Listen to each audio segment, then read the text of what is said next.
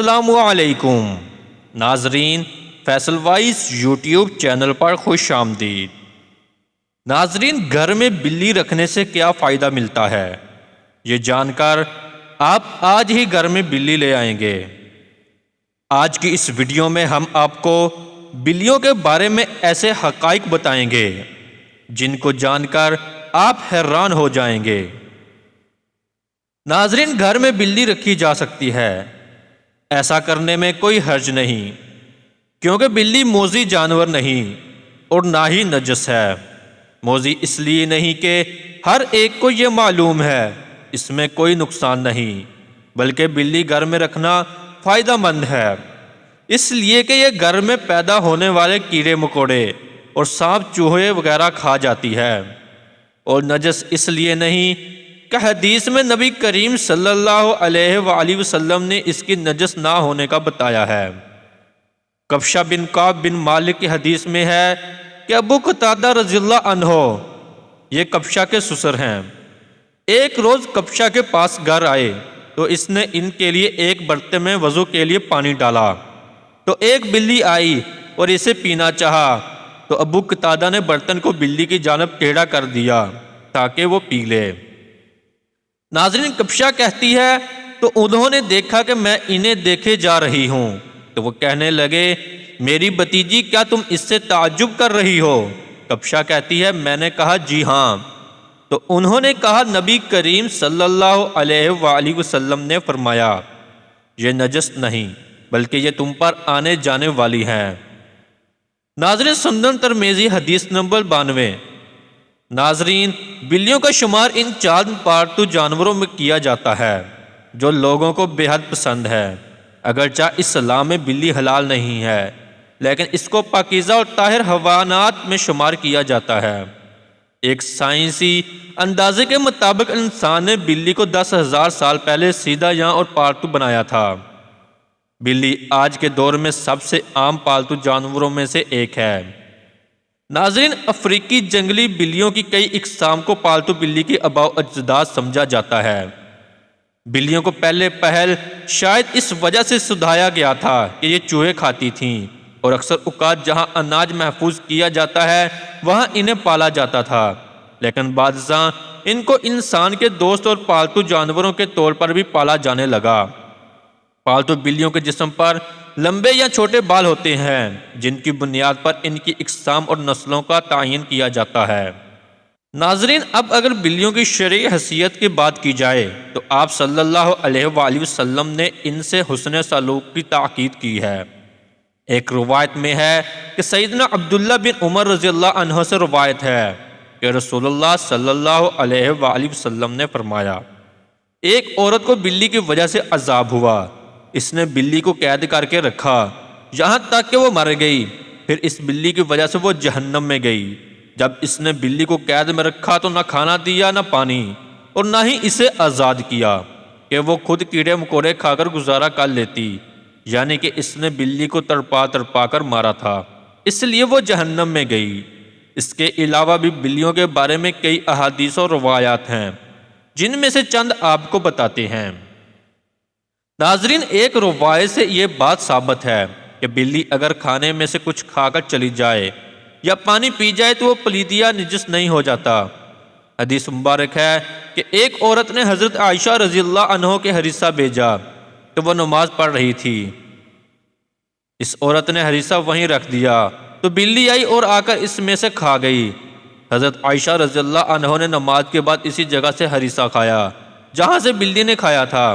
فرمایا، بلا شبہ، رسول اکرم صلی اللہ علیہ وآلہ وسلم کا فرمان ہے، یہ بلی پلید اور نجس نہیں ہے بلکہ یہ تو تم پر آنے جانے والیاں ہیں۔ ناظرین، حضرت عائشہ رضی اللہ تعالی عنہ بیان کرتی ہیں کہ میں نے رسول کریم صلی اللہ علیہ وآلہ وسلم کو بلی کے بچے ہوئے پانی سے وضو کرتے ہوئے دیکھا ہے۔ اب اگر گھر میں بلی پالنے کے سوال کی بات کریں تو فقہا کا کہنا ہے کہ گھر میں بلی پالی جا سکتی ہے، ایسا کرنے میں کوئی حرج نہیں، کیونکہ بلی نہ ہی موذی جانور ہے اور نہ ہی نجس ہے۔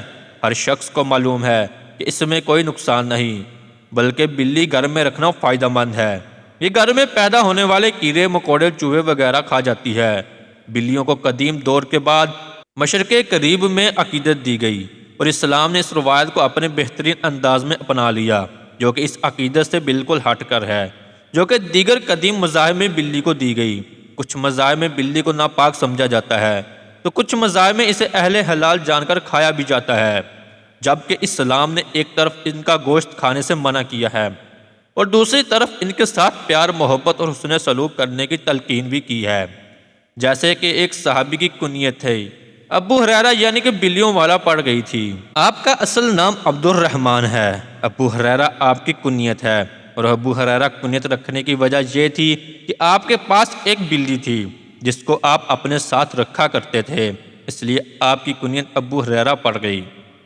ایک دن حضرت ابو ہریرہ رضی اللہ تعالی عنہ نے دیکھا کہ گرمی کی شدت سے ایک بلی دیوار کے ساتھ چمٹی ہوئی ہے، تو انہوں نے اسے اٹھا کر گرمی سے بچانے کے لیے اپنی آستین میں چھپا لیا۔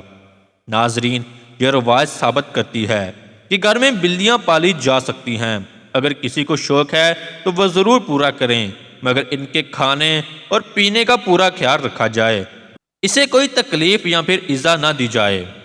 ناظرین، سائنسی اعتبار سے بھی گھر میں بلی پالنے کا ایک بڑا فائدہ ہے، وہ یہ کہ بلیوں کو انسانی لمس بے حد پسند ہوتا ہے اور انسان بھی اس سے محفوظ ہوتا ہے۔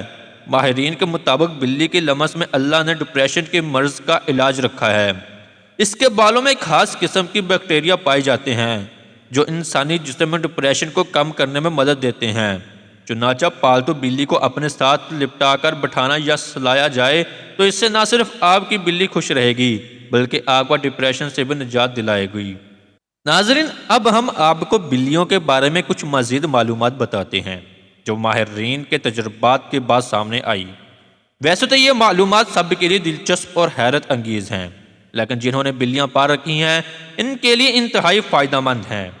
ماہرین کے مطابق بلیوں کی اوسط عمر 13 سے 17 سال ہوتی ہے، مگر اکثر بلیاں 20 سال کی عمر تک پہنچ جاتی ہیں۔ دو بلیاں آپس میں کبھی بھی میاؤں کر کے بات نہیں کرتی۔ جب بھی آپ کی بلی میاؤں کرے تو جان لے وہ آپ سے ہی مخاطب ہے۔ اس کے علاوہ بلیوں کی مونچھوں کے متعلق ایک عام تاثر پایا جاتا ہے کہ ان کے ذریعے بلیاں اپنا توازن برقرار رکھتی ہیں، لیکن ایسا تاثر بالکل غلط ہے، بلکہ ماہرین کا کہنا ہے کہ بلیوں کی مونچھیں میں ایک سینسر ہوتا ہے جو جگہ کے فاصلے اور مختلف اشیاء کے سائز کا پتہ لگاتی ہیں اور بلیوں کو آگاہ کرتی ہیں۔ حتیٰ کہ اندھیرے میں بھی بلیاں اپنی مونچھوں کے ذریعے کسی بھی فاصلے یا کسی بھی چیز کے سائز کا پتہ چلا لیتی ہیں۔ بلی کو کسی بھی صورت ایذا دینا شرعاً جائز نہیں ہے، تو بلی کی تمام تر قباحتوں کے باوجود رسول اکرم صلی اللہ علیہ وآلہ وسلم نے اس کے ساتھ نرمی کا اظہار فرمایا ہے۔ ناظرین، ہمیں بھی آپ صلی اللہ علیہ وآلہ وسلم کی پیروی میں اس کے ساتھ نرمی کرنی چاہیے، اور اگر کوئی بلی خون خار اور گھر کا نقصان کرتی ہے تو اسے مارنے کے بجائے پکڑ کر کسی دوسری جگہ منتقل کر دینا چاہیے یا پھر دور دراز علاقے میں چھوڑ دینا چاہیے تاکہ وہ اپنا ٹھکانہ بدل لے، لیکن اسے قتل کرنے کی اجازت نہیں دی جا سکتی اور نہ ہی تکلیف دینے کی۔ ناظرین، اللہ تعالی ہم سب کو رحم کرنے والا بنائے، آمین۔ ناظرین، آپ کو ہماری آج کی ویڈیو کیسی لگی؟ لائک اور کمنٹ کر کے ضرور بتائیے گا۔ ملتے ہیں اپنی اگلی نئی ویڈیو میں، تب تک اپنا بہت سارا خیال رکھیے گا۔ اللہ حافظ۔